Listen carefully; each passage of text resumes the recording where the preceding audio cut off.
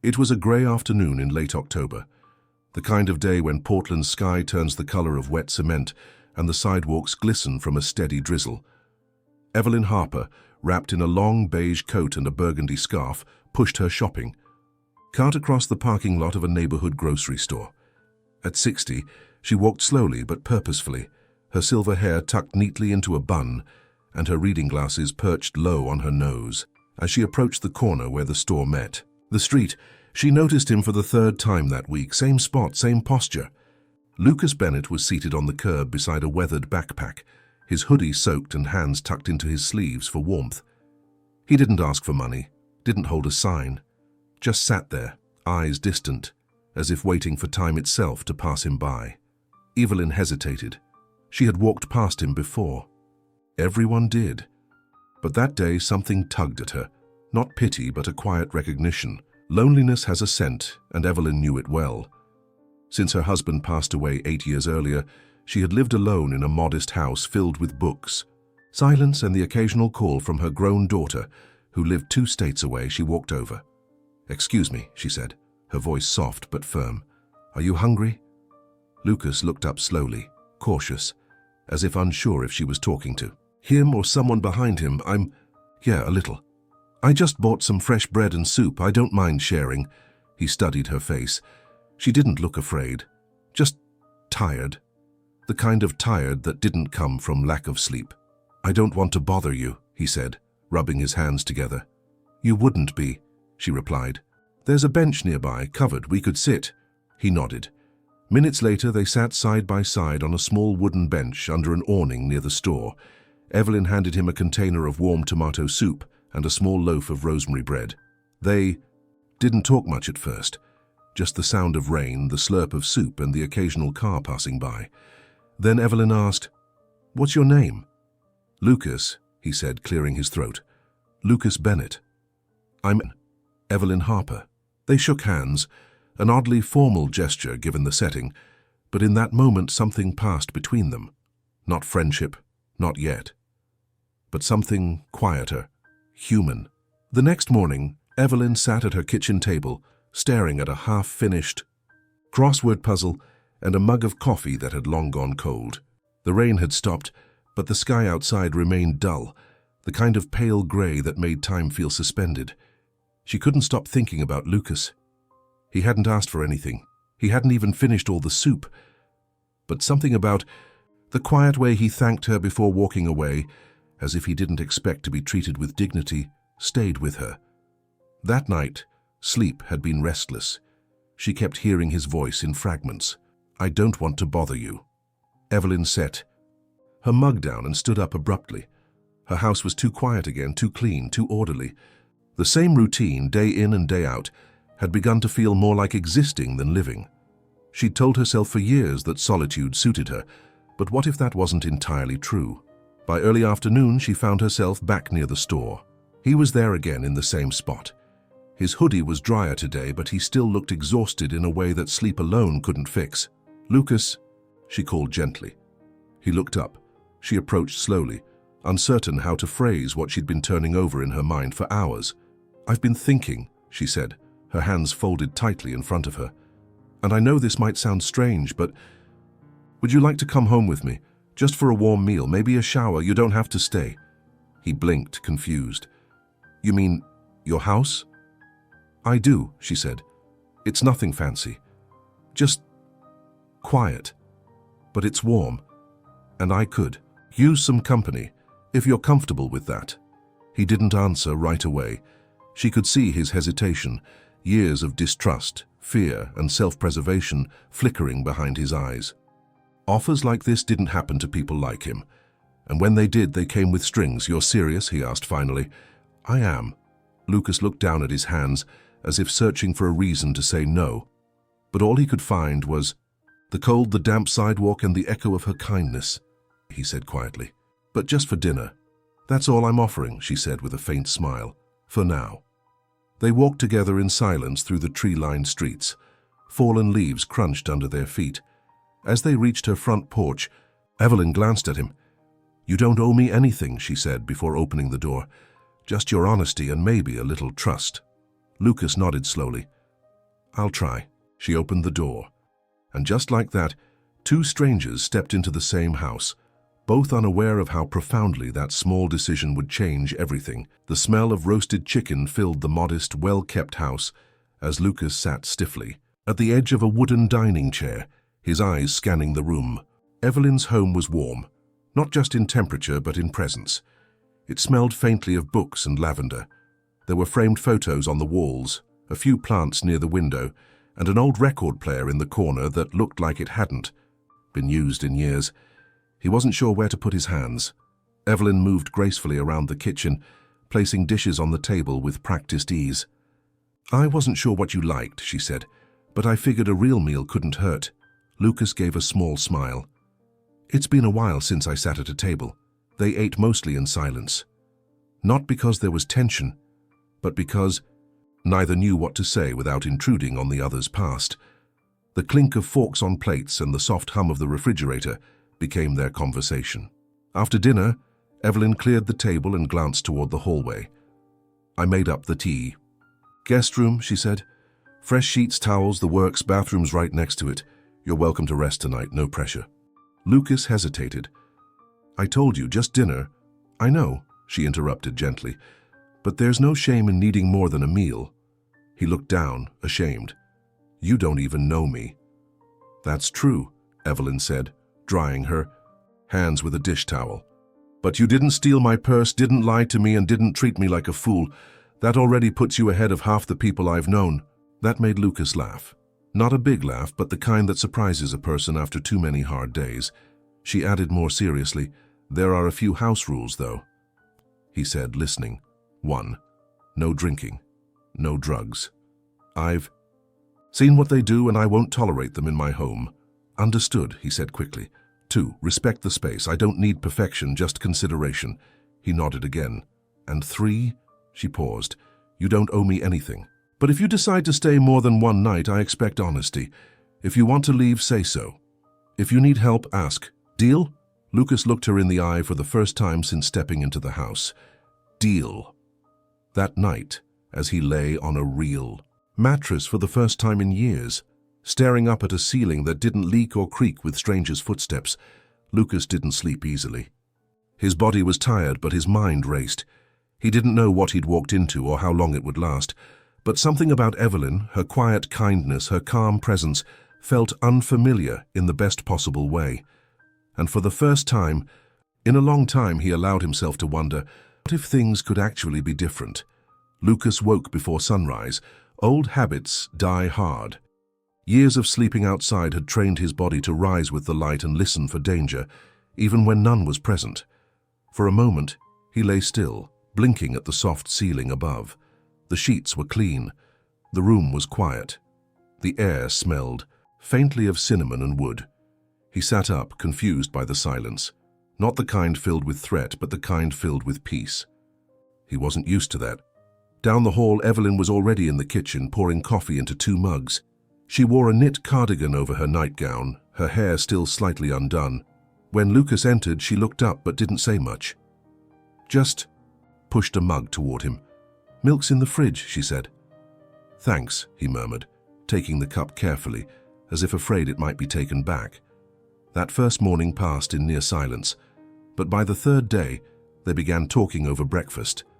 Nothing deep, just weather, headlines, her crossword puzzles, his observations. Evelyn didn't push.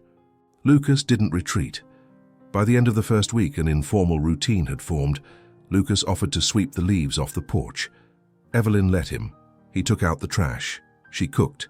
He fixed a loose hinge on the back door. She thanked him without fuss. In quiet ways, they made space for each other. One day, while Evelyn was folding laundry in the living room, she asked without looking up, "What did you do before all this?" Lucas didn't answer right away. Then, softly, "I worked. Construction, mostly framing. I liked it." She nodded, sensing that was all he was willing to say. She didn't ask more. Later that week, she came home from the store to find the front steps swept, her old mailbox straightened, and the flower beds, long neglected, freshly weeded. "I hope that was okay," Lucas said, unsure. "It's more than okay," Evelyn replied.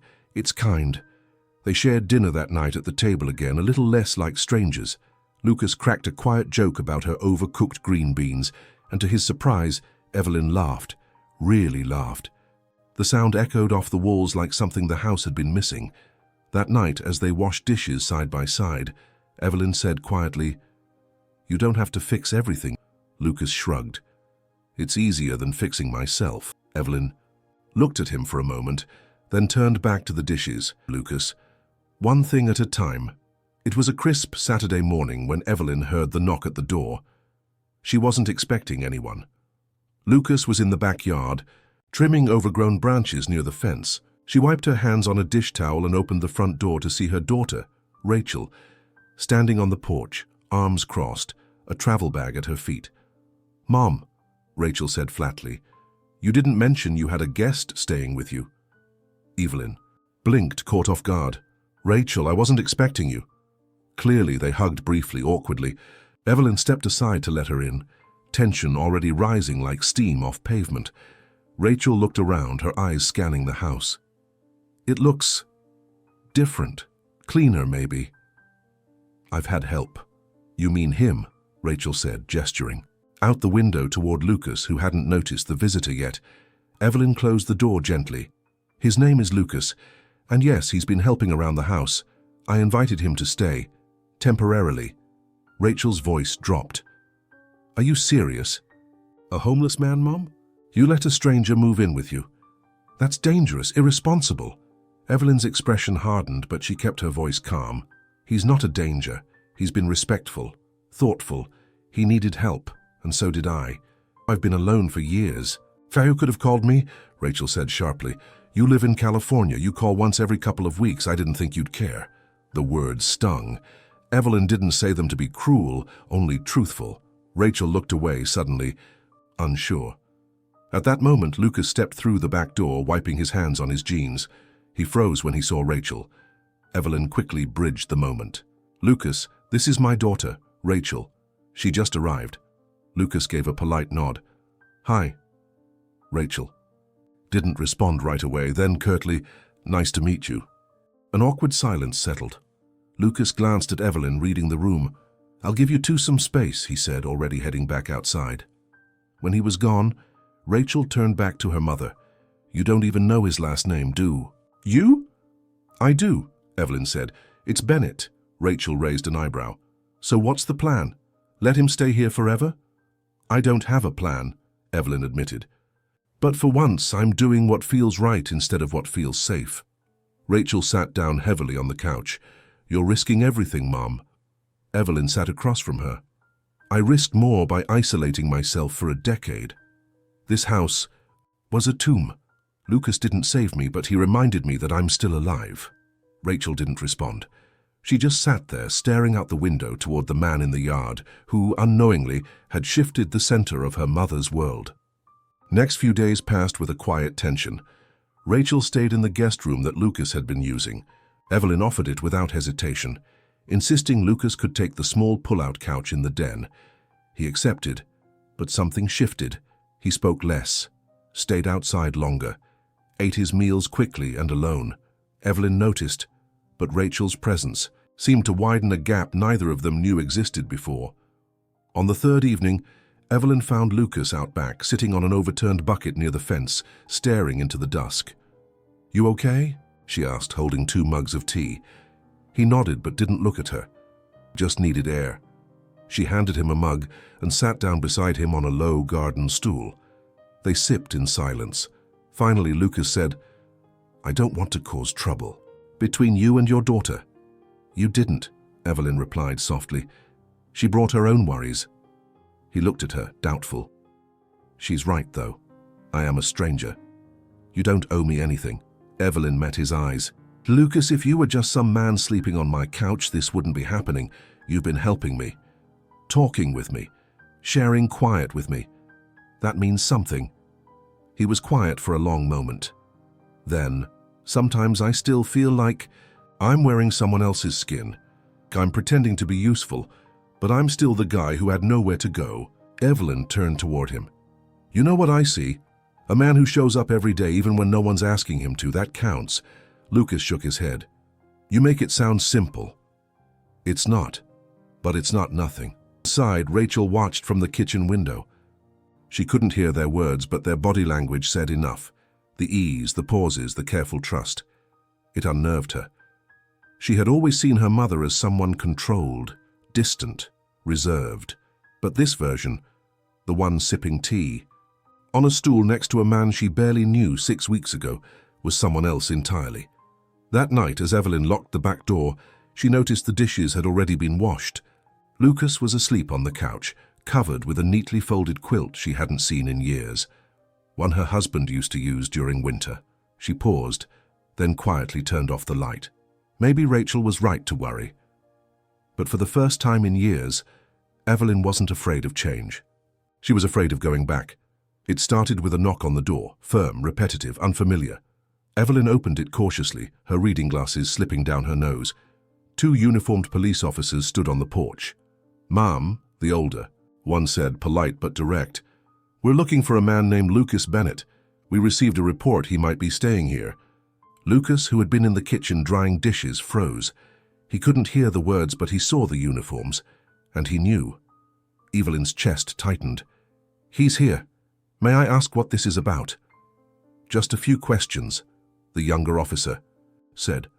"Nothing formal. He's not in trouble. We just need to clarify some information from a downtown incident 2 years ago." Before she could respond, Lucas stepped into the hallway. His voice was calm, but his posture gave him away. "It's okay. I'll talk to them." "Do you want me to, Evelyn began. He shook his head gently. "No, I've got it." She watched from the window as he spoke with them on the porch. His hands were in his pockets, shoulders tight. After a few minutes, they nodded and handed him a card. He returned inside without a word. Evelyn met him at the door. "What was that?" "About?" Lucas sat down slowly on the edge of the couch. "Fair fight. Outside a shelter. A guy tried to steal someone's bag. I pulled him off and things got messy. No charges. But I walked away before anyone could ask questions. They just never closed the file." She exhaled, unsure what to say. "Didn't want to bring that here," he added. "I didn't want to bring any of that here." Rachel, who had been upstairs, appeared at the top of the stairs, arms crossed. "So they were looking for you." "I knew this was a mistake." Evelyn turned sharply. "Rachel, that's enough. No, Mom, you're opening your home to someone with a violent past. What if next time it's you who gets hurt?" Lucas stood. "I should leave." "No," Evelyn said firmly. "You shouldn't." Lucas looked between them, caught between shame and the instinct to run. "I don't want to be a burden," he said. "You're not," Evelyn answered, her voice steady. "You told the truth. That matters more than what happened years ago." Rachel shook her head. "Truth doesn't make you safe." "Neither does fear," Evelyn replied. Silence filled the room. Later that night, Evelyn knocked on the den door. Lucas was sitting on the pull-out couch, staring at the floor. "You did the right thing, Lucas," she said. "You stayed. You told me everything. That's trust."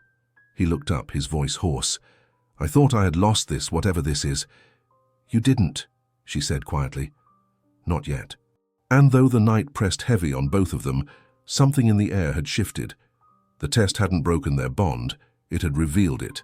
It was a rainy Tuesday afternoon when Evelyn decided to reorganize the hall closet. Something she hadn't touched in years. She pulled out old boxes filled with forgotten winter coats, dusty photo albums and scattered envelopes.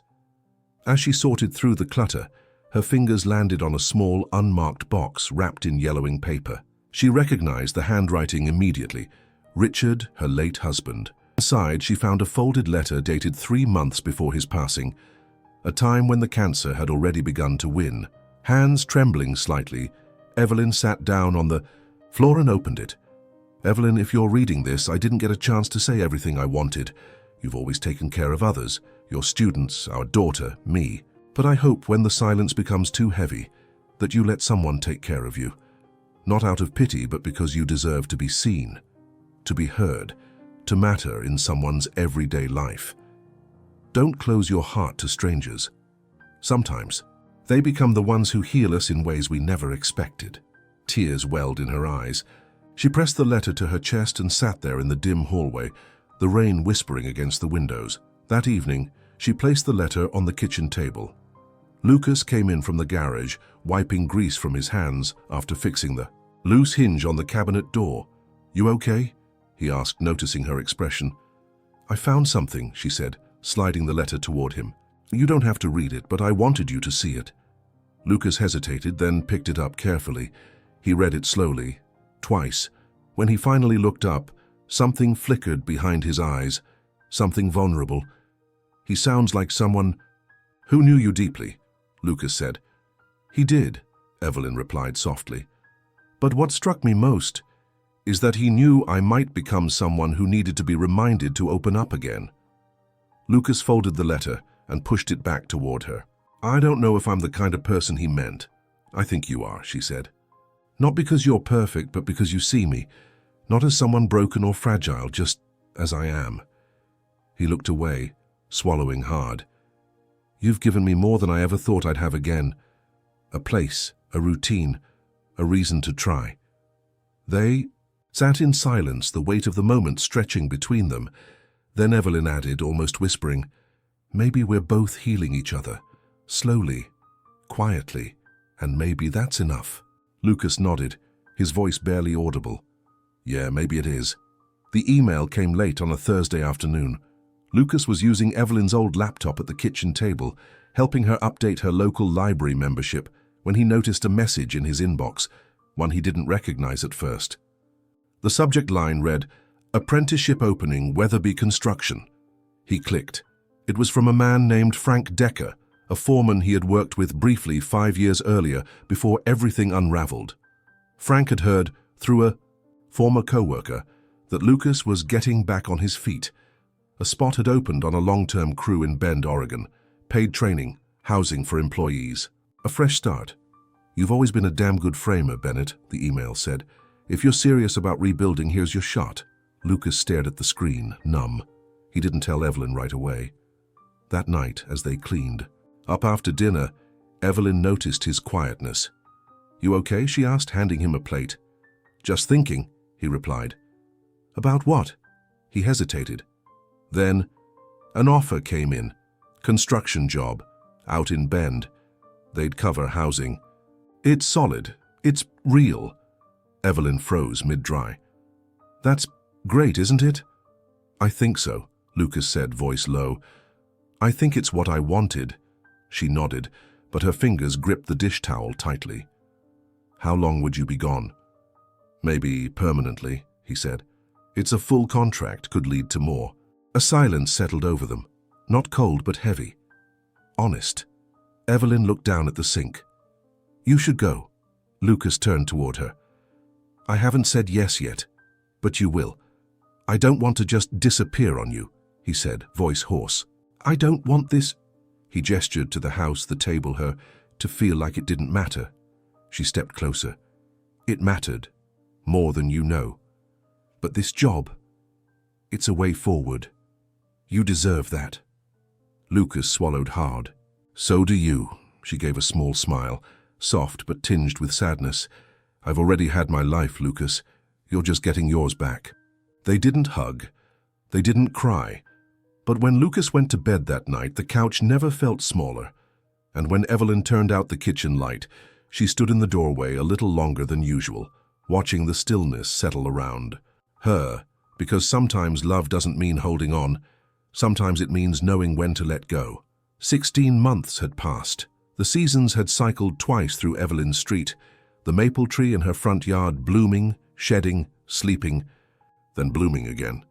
The house was quieter now, though not lonely. She had taken up volunteering at the public library twice a week, and even joined a small book club of other retirees. Life had adjusted, as it always does, but some habits lingered. She still made 2 cups of coffee most mornings, still kept a blanket folded neatly on the armrest of the den couch, still looked out the window whenever she heard footsteps near the porch. She hadn't heard from Lucas since he left. He'd written once, a postcard from Bend, short and polite. "Thanks for everything. I'm working. It's going well. I hope you're okay." She kept it in the drawer near her bed. It was a quiet Sunday morning when she heard the knock, not rushed, not heavy, familiar. Evelyn opened the door and blinked at the man standing there. Lucas. He looked older, not by years but by experience. His hair was longer, face leaner, clothes clean but worn. In his hand, a small brown paper bag. "I wasn't sure if you'd still be here," he said. "I am," she replied. "You look well." "I've been okay," he said, eyes scanning the porch. "I was in town for a job bid. Thought I'd stop by, just for a minute." "Come in," she said without hesitation. Inside, everything looked the same. He noticed the quilt still folded over the couch, the faint smell of coffee and rosemary. "I brought something," he said, handing her the bag. Inside was a loaf of bread. "Homemade." "You baked?" she asked, surprised. "Learned from a guy on the crew," he said with a slight grin. "Turns out I'm not bad at it." She placed it gently on the counter. "Thank you." They sat for a while, not as housemates, not as strangers, but as people who had